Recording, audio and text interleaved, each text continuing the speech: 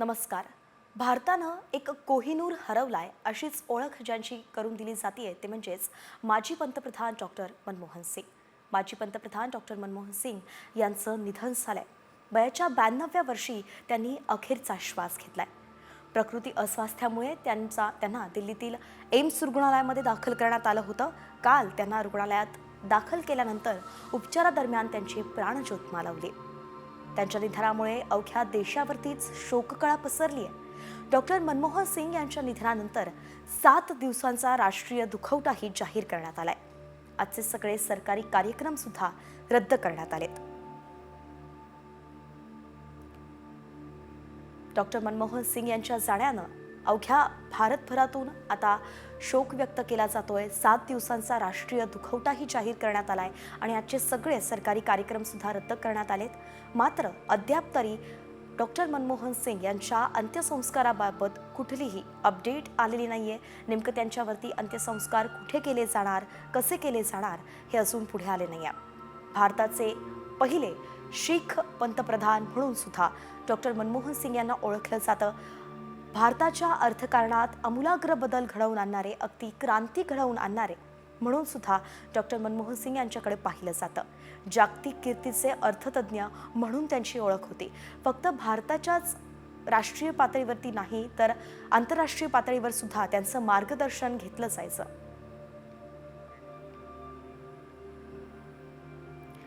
तर डॉक्टर मनमोहन सिंग, माजी पंतप्रधान डॉक्टर मनमोहन सिंग यांचा अंत्यसंस्कार हा शासकीय इतमामात केला जाणार आहे.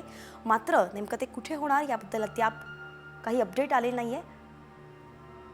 डॉक्टर मनमोहन सिंग यांचं 92व्या वर्षी निधन झालंय. दिल्लीमध्ये एम्स रुग्णालयात त्यांचं निधन झालंय. तर डॉक्टर मनमोहन सिंग यांच्या कारकिर्दीवरती एक नजर टाकूयात. 1971 साली वाणिज्य मंत्रालयात आर्थिक सल्लागार म्हणून त्यांनी काम पाहिलं. 1982 साली रिझर्व्ह बँकेचे गव्हर्नर म्हणून सुद्धा त्यांनी पद भूषवलं. 1990 साली पंतप्रधानांचे आर्थिक सल्लागार म्हणून त्यांनी महत्त्वाची कामगिरी बजावली होती. तर 99 साली दक्षिण दिल्लीतून लोकसभेत त्यांचा पराभव झाला होता. मात्र त्याआधी 91 साली नरसिंह राव सरकारमध्ये अर्थमंत्री पदही त्यांनी भूषवलं होतं. तर 2001 साली राज्यसभेचे विरोधी पक्षनेतेपदी त्यांची निवड झाली आणि 2004 ते 2014 अशी सलग 10 वर्ष भारताचे पंतप्रधान म्हणून त्यांनी काम पाहिलं. आणि या त्यांच्या कार्यकाळात त्यांनी भारताच्या नागरिकांसाठी अनेक महत्त्वाचे निर्णय घेतले, ज्याने भारतीय नागरिकांचं जीवनमान जे ते सुधारलं होतं.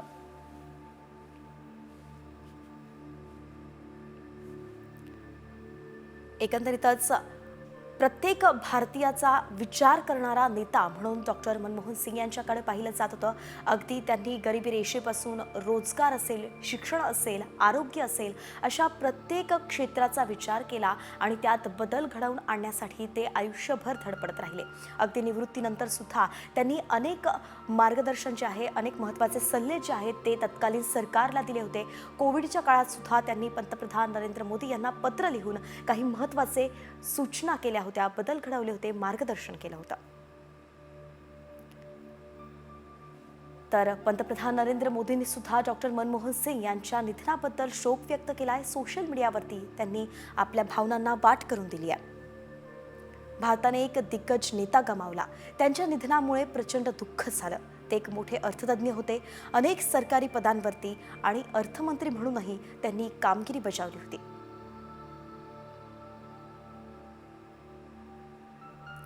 मनमोहन सिंग यांनी देशाच्या आर्थिक धोरणांवरती ठसा उमटवलाय. त्यांचा देशातील नागरिकांचं जीवन सुधारण्यासाठी व्यापक असे प्रयत्न आयुष्यभर दिसून आले.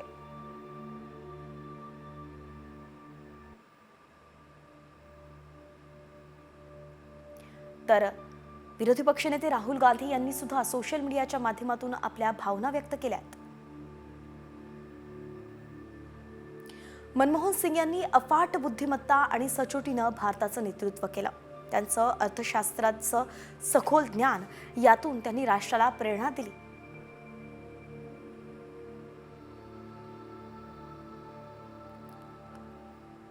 मी एक मार्गदर्शक गमावलाय. श्रीमती कौर आणि कुटुंबियांप्रती माझ्या सद्भावना आहेत असंही राहुल गांधी यांनी सोशल मीडियावरती लिहिलंय.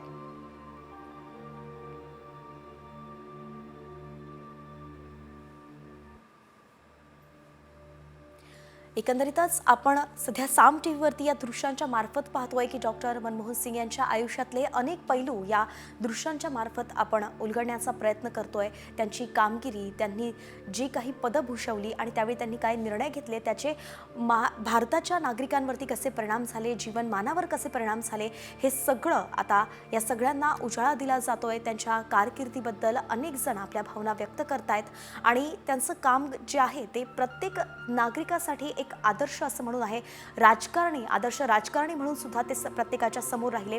कधीच राग द्वेष त्यांच्या बोलण्यातून सुद्धा त्यांनी कधी व्यक्त केला नाही। आपले प्रतिनिधी प्रमोद जगताप आपल्यासोबत जोडले गेलेत। प्रमोद, आपण पाहतोय की एक मोठा नेता भारतानं गमावला आहे। एम्स रुग्णालयात डॉक्टर मनमोहन सिंग यांचं निधन झालंय। त्यांच्या अंत्यसंस्काराबद्दल काही अपडेट येत आहेत का?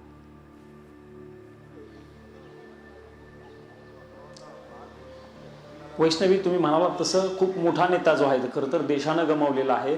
मध्यरात्री डॉक्टर मनमोहन सिंग यांचं पार्थिव जे आहे ते त्यांच्या जवाहरलाल नेहरू मार्ग जो आहे त्या निवासस्थानी आणण्यात आलेला आहे। मी सध्या जवाहरलाल नेहरू मार्गावरती आहे। हेच ते डॉक्टर मनमोहन सिंग यांचं घर आहे। या ठिकाणी त्यांचं मध्यरात्री पार्थिव जे आहे ते आणलेलं आहे। खरं तर मध्यरात्री या ठिकाणी काँग्रेसचे अनेक महत्त्वाचे नेते जे आहेत ते रात्री येऊन या ठिकाणी गेलेले आहेत। प्रामुख्याने जर सांगायचं झालं तर काँग्रेसचं अधिवेशन जे आहे ते बेळगावमध्ये सुरू होतं। त्या ठिकाणावरनं काँग्रेसचे राष्ट्रीय अध्यक्ष मल्लिकार्जुन खरगे असतील, त्यानंतर राहुल गांधी असतील, यांच्यासह प्रमुख नेते जे आहेत ते या ठिकाणी आलेले होते आणि त्यांचं अंत्यदर्शन जे आहे ते या प्रमुख नेत्यांनी घेतलेलं होतं। जी माहिती मिळते वैष्णवी, त्या माहितीनुसार मनमोहन सिंग यांच्यावरती उद्या अंत्यसंस्कार केले जाणार असल्याची देखील माहिती मिळते। आज सगळे कार्यक्रम जे आहेत, शासकीय कार्यक्रम, ते सरकारच्या वतीनं रद्द केले गेलेले आहेत। तशी माहिती काल रात्री सरकारच्या वतीनं देण्यात आलेली होती। आज 11 वाजता केंद्रीय कॅबिनेटची बैठक होणार आहे आणि त्या बैठकीमध्ये हा निर्णय घेतला जाईल की डॉक्टर मनमोहन सिंग यांच्यावरती उद्या शासकीय इतमामामध्ये अंत्यसंस्कार केले जातील। त्याची घोषणा आज 11 वाजता जी आहे ती केली जाणार आहे। मोठा नेता खरं तर देशानं गमावलेला आहे। त्यांच्याबद्दल अनेकांनी शोक जो आहे तो व्यक्त केलेला आहे। पंतप्रधान नरेंद्र मोदी असतील, केंद्रीय गृहमंत्री अमित शाह असतील, राष्ट्रपती द्रौपदी मुर्मू असतील, उपराष्ट्रपती असतील, यांच्यासह सगळ्याच राजकीय पक्षातील नेत्यांनी जे आहे ते महत्त्वाच्या नेत्यांनी, नक्कीच आपण पाहतोय की अनेक महत्त्वाच्या नेत्यांनी डॉक्टर मनमोहन सिंग यांच्या आठवणींना उजाळा दिलाय, त्यांना श्रद्धांजली अर्पण केली आहे। आपण जी ही माहिती दिली आहे प्रमोद, ती अत्यंत महत्त्वाची आणि धन्यवाद या सविस्तर अपडेटसाठी की मनमोहन सिंग यांच्यावरती उद्या शासकीय इतमामामध्ये अंत्यसंस्कार केले जाणार आहेत। मध्यरात्री एम्स रुग्णालयातून त्यांचं पार्थिव जे आहे ते त्यांच्या नेहरू मार्ग इथल्या निवासस्थानी आणलं गेलं आहे। डॉक्टरांचं पार्थिव या ठिकाणी आणलं गेलं आहे आणि आज दिवसभर अंत्यसंस्कारासाठी तिथे ते ठेवलं जाणार आहे। अनेक महत्त्वाचे राजकीय नेते, दिग्गज, विद्वान, अभ्यासक जे आहेत ते त्यांच्या अंत्यसंस्कारासाठी दाखल होतील आणि अंत्यदर्शनासाठी सुद्धा येतील असं मानलं जात आहे। तर डॉक्टर मनमोहन सिंग हे सलग 10 वर्ष पंतप्रधान होते आणि त्यांच्या या कार्यकाळात त्यांनी कुठले कुठले गेम चेंजर निर्णय घेतले तेही पाहूयात। महात्मा गांधी राष्ट्रीय रोजगार हमी योजनेची सुरुवात त्यांनी केली। राष्ट्रीय ग्रामीण आरोग्य योजना सुद्धा त्यांनी राबवली। माहिती अधिकार कायदा सुद्धा त्यांच्याच कार्यकाळात लागू करण्यात आला। शिवाय भूसंपादन कायद्यात सुधारणाही डॉक्टर मनमोहन सिंग यांच्या कार्यकाळात झाली। अन्न सुरक्षा योजनेची पायाभरणीही याच कार्यकाळात केली गेली होती। तर प्रख्यात अर्थतज्ञ असणाऱ्या डॉक्टर सिंग यांनी पंतप्रधानपदी असताना विविध योजना राबवत देशाच्या विकासात भरीव असं योगदान दिलं। खूपच पुढचा विचार दाखवणारी एक योजना डॉक्टर मनमोहन सिंगांनी देशाला दिली आणि ती म्हणजेच आधार कार्ड। संयुक्त राष्ट्रांनी आधार कार्ड योजनेची पुष्कळ प्रशंसा केली आहे, परंतु आधार कार्ड योजनेविषयी संशय घेणाऱ्यांची संख्या ही कमी नव्हती। त्यावेळेचा विरोधी पक्ष आधार कार्ड विरोधात विषयी अतिशय आक्रमक असा होता आणि हे कार्ड तयार करण्यासाठी सरकार लोकांकडून माहिती घेईल, पण त्याचा दुरुपयोग झाला तर काय असा प्रश्नही लोकांच्या मनात पेरला गेला होता। मात्र त्याविषयीच्या शंका कुशंका निराधार ठरल्या। आज आधार कार्ड सामान्य माणसाच्या जीवनाचा अविभाज्य असा भाग बनलाय। पॅन कार्ड असो, मोबाईल नंबर की बँकेचं खातं, सगळीकडेच आधार कार्ड हे अनिवार्य आहे। आपण ज्या वेगानं डिजिटलायझेशनच्या दिशेनं जातो त्यात आधार कार्डचं खूप मोठं योगदान आहे आणि त्यासाठी डॉक्टर मनमोहन सिंगांचा वाटा हा मोठा आहे। आधार कार्डबद्दल डॉक्टर मनमोहन सिंग यांनी सगळ्यात पहिलं आधार कार्ड हे एका आदिवासी महिलेला दिलं होतं आणि त्यावेळी त्यांनी आधार कार्ड हे कसं गेम चेंजर ठरेल हे देखील संपूर्ण भारतीयांना सांगितलं होतं. मनमोहन सिंगांच्या निधनाबद्दल ज्येष्ठ नेते शरद पवार यांनी सुद्धा दुःख व्यक्त केलंय. त्यांनी सोशल मीडियाच्या माध्यमातून श्रद्धांजली वाहिली आहे. पाहुयात त्यांनी काय लिहिलंय. भारताचे माजी पंतप्रधान डॉक्टर मनमोहन सिंग यांच्या निधनाची बातमी ऐकून अतीव दुःख झालंय. आपल्या देशानं एक महान अर्थतज्ञ, द्रष्टा, सुधारणावादी आणि जागतिक धुरंधर नेता गमावलाय. त्यांच्या रूपानं एक ईश्वरीय आत्मा स्वर्गाच्या प्रवासाला निघून गेला ही अतिशय वेदनादायक अशी बातमी आहे. डॉक्टर मनमोहन सिंग विनयशीलता, सहनशीलता, सहिष्णुता आणि करुणेचं प्रतीकच होते.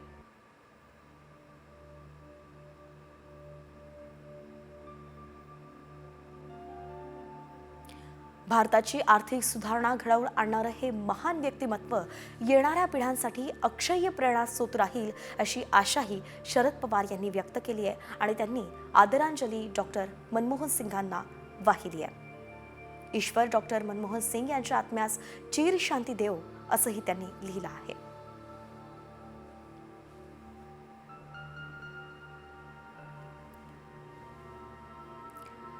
तर रामदास आठवले यांनी सुद्धा प्रतिक्रिया दिली आहे. सोबतच काँग्रेस नेते जयराम रमेश यांनी सुद्धा आपल्या भावना व्यक्त केल्या आहेत. पाहूयात हे दोघेही काय म्हणालेत.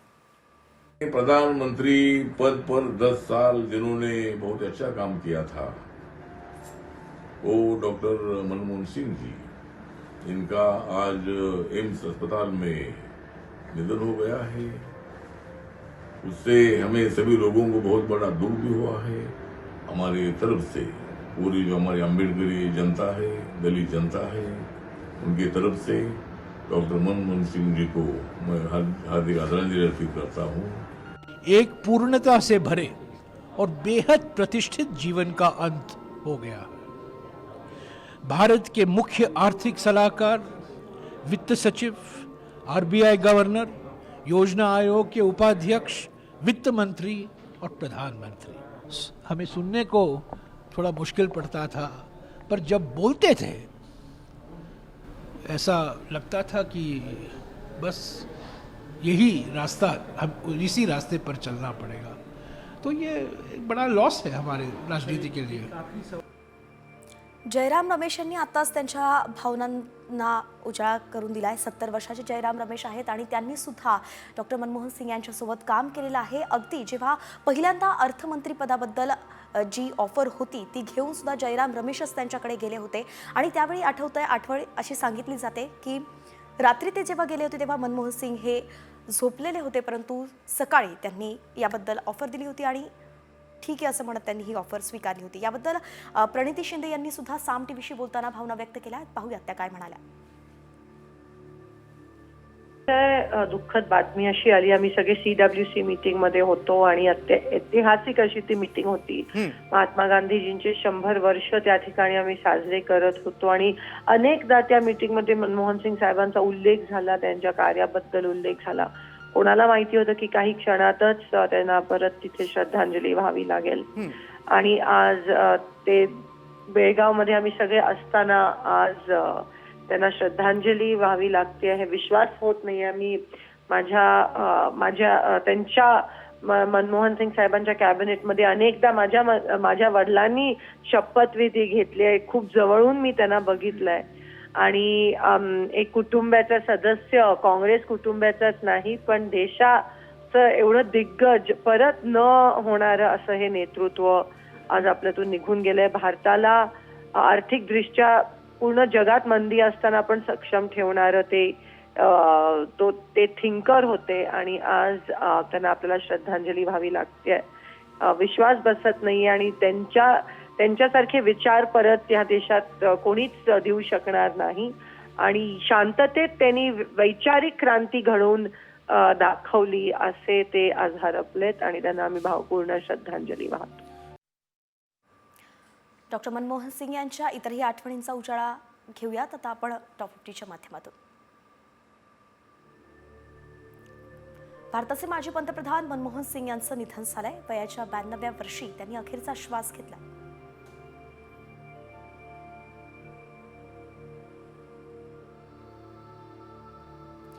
दरम्यान माजी पंतप्रधान डॉक्टर मनमोहन सिंग यांच्यावरती शासकीय सन्मानानं अंत्यसंस्कार करण्यात येणार आहेत.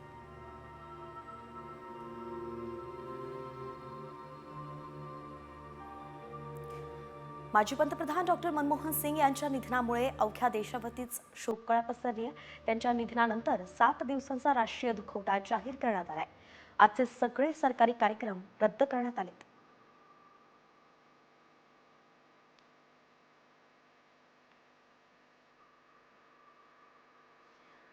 भारताच्या सर्वात प्रतिष्ठित नेत्यांपैकी एक असलेल्या डॉक्टर मनमोहन सिंग यांच्या निधनानं संपूर्ण भारत शोकाकुल आहे. नागरिकांचं आयुष्य सुधारण्यासाठी त्यांनी व्यापक प्रयत्न केले, अशा शब्दांत पंतप्रधान नरेंद्र मोदींनी माजी पंतप्रधान मनमोहन सिंग यांना श्रद्धांजली वाहिली आहे.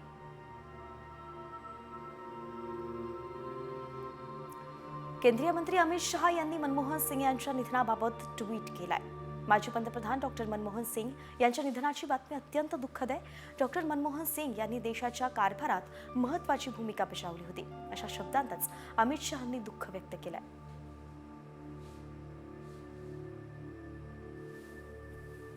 डॉक्टर मनमोहन सिंग यांच्या निधनानं प्रतिभाताई पाटील यांच्या कार्यालयातर्फे सुद्धा एक शोकपत्र जाहीर करण्यात आले. मनमोहन सिंग हे भारताच्या आर्थिक सुधारणांचे शिल्पकार होते. मी एक अतिशय विद्वान सहकारी गमावलाय, असं म्हणत त्यांनी श्रद्धांजली अर्पण केली आहे.